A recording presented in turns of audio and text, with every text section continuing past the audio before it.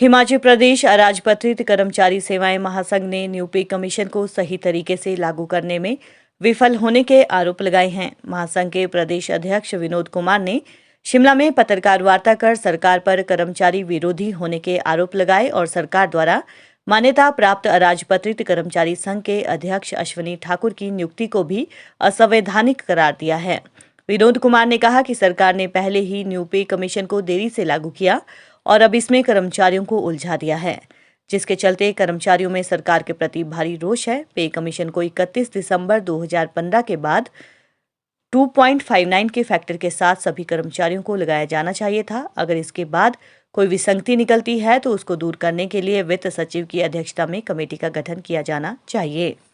महासंघ अध्यक्ष विनोद कुमार ने सरकार से जल्द कर्मचारियों के मसलों को हल करने का आग्रह किया है। देश के लगभग 2.5-3 लाख कर्मचारियों से जुड़े ये दोनों बड़े मसले हैं और दोनों इस मसलों को सही तरीके से सेटल करने के लिए सरकार फेल रही है। सरकार ने पे कमीशन की रिपोर्ट को जिस प्रकार से रो के लागू किया है, हम 2018 से सरकार को कह रहे थे कि भैया हमारे को इस बात की आभास हो गया था कि आने वाले समय में कहीं ना कहीं इसमें इस प्रकार का विवाद उठेगा, तो हमने 18 और 19 में सरकार को सही समझा दिया था कि आप सेंटर पे कमीशन की रिपोर्ट को उठाइए और प्रदेश के कर्मचारियों को लागू कर दीजिए। लेकिन सरकार नहीं समझी।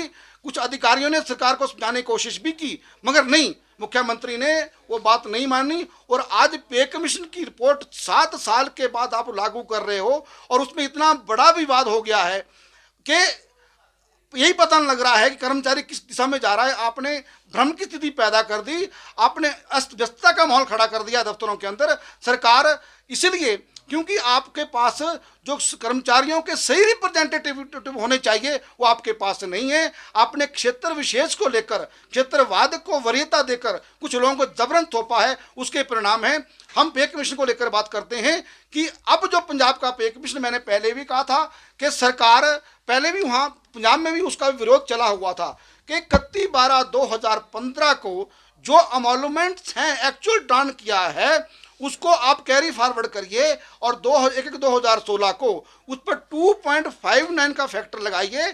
किसको कहाँ क्या मिला इसमें जाने की जरूरत नहीं है।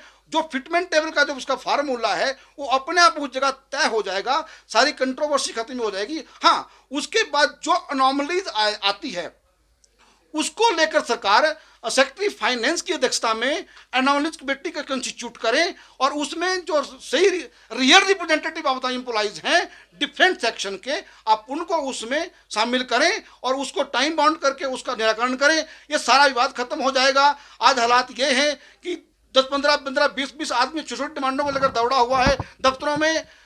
20 कैटेगरी आपने बना दी और 20 संघ बन गए।